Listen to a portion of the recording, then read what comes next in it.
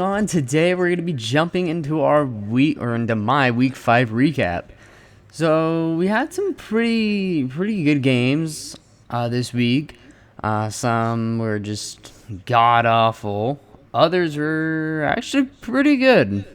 So we're gonna jump right into all of those, starting with the Thursday night matchup, which is probably one of the worst games I've ever seen. So I'm not gonna talk about this all that much. Basically, both the star running backs were out in this game, and the offenses just sucked.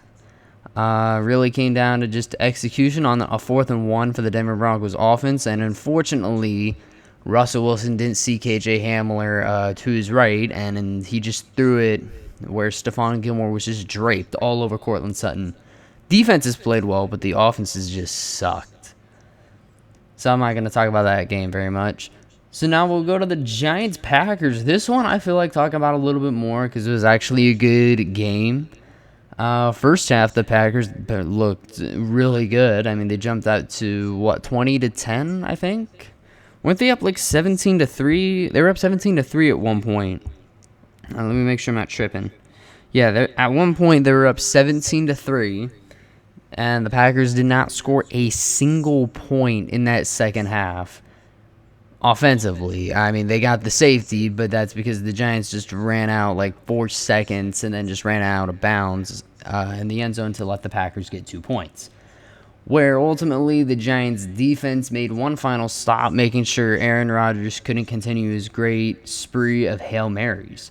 So, good win for Dable on the Giants. Kind of shocked, but no, good win for the Giants overall. Now we'll go to the Bears-Vikings game. Much like the Packers, the Vikings owned the first half. They were up 21-10 at the end of the first half. Jefferson had about 12 catches. He had 154 yards in that game. And really in the end, the Vikings defense just came out with a takeaway to win him the game over the Chicago Bears, who came storming back. Montgomery ended up being the leading rusher despite coming off of an injury, but the Vikings were able to pull out a win nonetheless. And then in this game, we had the Seahawks taking on the Saints. Honestly, I didn't expect there to be this many points scored, but I mean, Taysom Hill had a good game, Alvin Kamara was on point, and I mean, I don't know if we could say Geno Smith is that bad. I mean, Geno Smith didn't throw a pick. Sorry. Geno Smith had 268 yards, 3 touchdowns in this game. So, the Seattle Seahawks are not as bad as I thought they would be, if I'm being honest with you guys. But the Saints, they look good offensively, and they just rolled past the Seahawks. And then in this game, another lead that was nearly blown, much like the Vikings. But the Vikings actually held on. So did the Buccaneers, but they kind of got away with a penalty. Dude, that was just a horrible call. I thought that was a clean sack. And that's only a call that Tom Brady would have gotten, dude. Patrick Mahomes didn't get... he had a similar thing yesterday for Patrick Mahomes, but he just didn't get it. He did not get it. Similar sack, similar way he was thrown down, but he just didn't get it. Next up, we have the 49ers and the Panthers. The 49ers just dominated the Panthers. And if you haven't heard yet, Matt Rule was fired. I mean, dude, like, when you bring in quarterbacks that just don't do you anything, I mean, yeah, you're bound to get let go at some point. Because I think aside from the one touchdown, the Panthers didn't do too much of anything, despite being able to move the ball in San Francisco. When I was looking at the Gamecast, I had the Niners defense, so for me, it just felt like the Niners were just letting the Panthers get yards.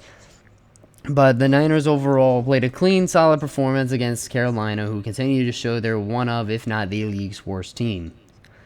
Next up, we have the Cowboys and the Rams. I am not shocked about this one, really. The defense played well, and the Rams just continue to not have an identity offensively, man. Like, I don't know what happened to this team, but they fell off hard. I mean, the Rams' defense doesn't look half bad. I mean, despite the fact that they gave up a decent amount of points to Cooper Rush. But granted, one of the touchdowns was a defensive touchdown for Dallas. So there you go.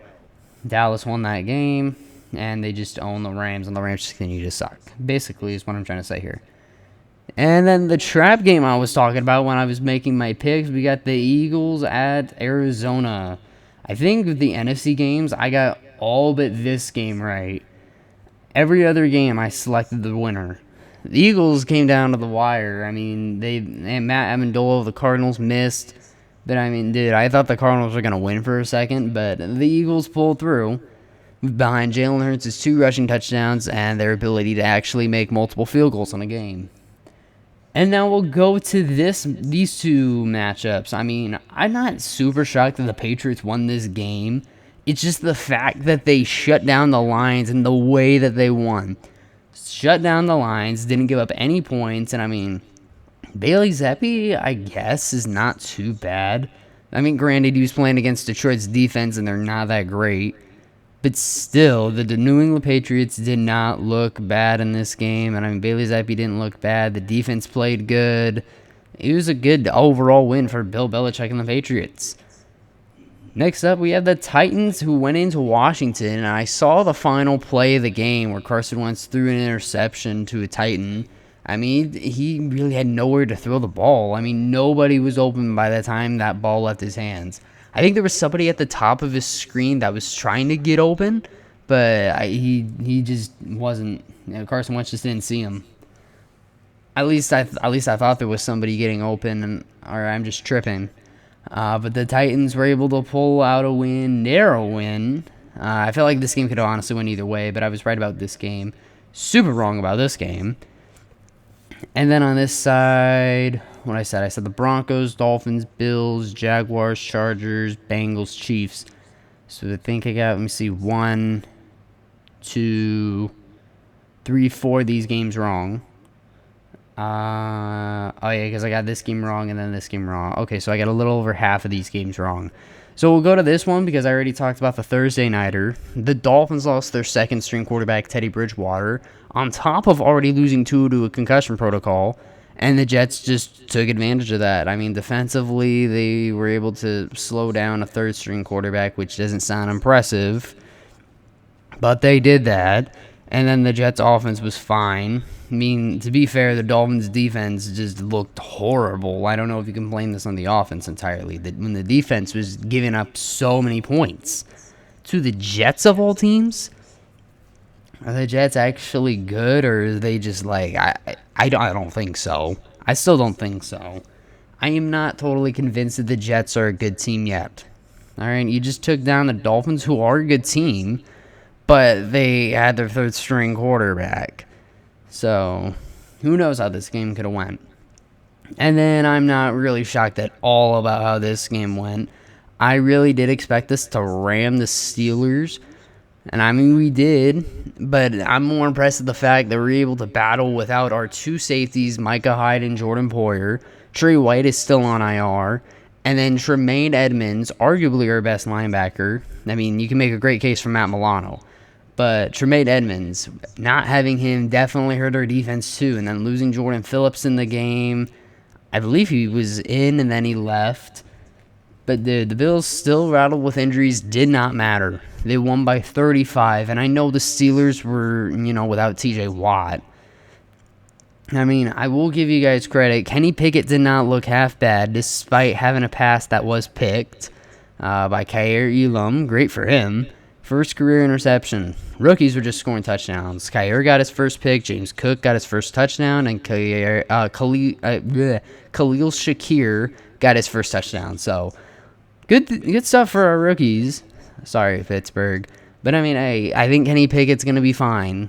He'll be solid. He just went into a game that was rough against a great team with just not great weather conditions. And now we'll go to the next game, Texans-Jaguars. This was also just a horrible game to watch. I mean, the Texans were able to pull through. Trevor Lawrence, I didn't see too much of this game, but, Lawrence, looking at the stat line and the game cast, he just did not play good. And, I mean, neither did Davis Mills, really, but, I mean, the Texans got the only touchdown of the game, so Davis Mills did his job leading the team down the field, and then Dameon Pierce finished it off. Dameon Pierce is a beast, though, so I will give him credit for that. I didn't fully see the touchdown drive. I'll look up the touchdown drive as soon, as we talk about this game. While I talk about this game, So how about we talk about the Chargers and the Browns? I mean, no surprise there. Both their leading rushers went over 100 yards. And at this point, I think if you don't think Nick Chubb is the best back in the league, yeah, to each his own. But Nick Chubb leads the league in rushing, and he is without a doubt the best, just pure rusher. But Austin Eckler, I will say, he's the best when it comes to, just versatility. He's a great rusher, but he's without a doubt one of, if not the best, receiving back in the league. Now, I mean, Christian McCaffrey's definitely a great receiving back, too. You can make an argument that he's one of the best, but Austin Eckler has a better track record of staying healthy. And, I mean, granted, McCaffrey has been staying healthy so far this season, but still, I'm not really, sold on McCaffrey just yet when Eckler just torched the Cleveland Browns. But yeah, I'm looking at this Texans game right now. And I mean, it looked like it was a little mixture of like Dameon Pierce and Davis Mills. Like Mills had some good throws. I mean, he converted on a 3rd and 10, which is crucial. Dameon Pierce got a 20-yard rush, and then obviously he got the touchdown. So there you go. It was a little mixture of Davis Mills and Dameon Pierce. So just kind of wanted to look back at that game. Browns missed a game-winning field goal, and I mean, Herbert didn't look half bad, but the Chargers nearly chargered it, but they didn't. And they were able to hold on. I mean, yeah, Brissett had 230 yards, a touchdown, and a pick, and Herbert had 228 yards and a touchdown, no picks. So now we'll go to the Sunday night game. We got the Bengals going into Baltimore. I'm not super shocked about this one. I kind of figured, like, when they got into field goal range, I'm like, it's over. The Ravens are going to win this game. They're going to win. But, I mean, the Bengals, they put up a heck of a fight. I mean, defensively, it was a good game on both sides. Each QB threw a pick, and the tight ends each got a touchdown. Burrow got a 1-yard run. And, again, honestly, when the Ravens got to, like, midfield or something, I knew it was over and the Ravens are going to win. Tucker is the most clutch kicker in the league. Best kicker in the league at that. And we'll talk about yesterday's game with the Raiders and the Chiefs. Chiefs started out very slow, and the Raiders, they raided it. Went up 17-0, and it was Mahomes' first comeback from 17 down since the Houston Texans, and I mean, we all know how that went. So the Chiefs, they pulled out a 1-point win. I mean, for the Raiders, what were you guys doing? What was the play call on 4th and 1? I was looking at the TV. I was like, okay, this either has to be a run to Josh Jacobs or a short throw to Hunter Renfrow, probably to the sideline. Or you could even be in bounds. Like, you still had over 40 seconds left. You had more than enough time to get up and spike the ball. You can waste it down. Like, I didn't understand the play call there, trying to go deep to Adams or Renfrow. Or what the heck? They collided into each other. Should have either handed it off to Jacobs or did a short throw to Renfrow, but that's just my opinion. Kelsey got 4 touchdowns despite not having so many yards. They were all short touchdowns, but he still got 4 touchdowns, and the Chiefs mounted a big comeback. And I think that's all the games. I think we touched on every single one of them. So, yeah, there you go. I hope you guys enjoyed this recap. And if you did, be sure to hit that like button down below, subscribe if you're new, and click that notification bell to get all the latest news on all my latest content. Now, Week 6 starts the bye weeks.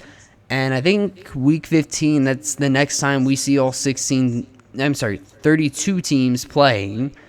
And I think once that kicks up, I might do shorter recap videos at that point. But I think because the bye weeks are coming up, I'll just keep recapping all the games. But Week 15, and I'll probably just end up doing 8 games a video, sorry. But yeah, with that being said, I will see you guys in the next video.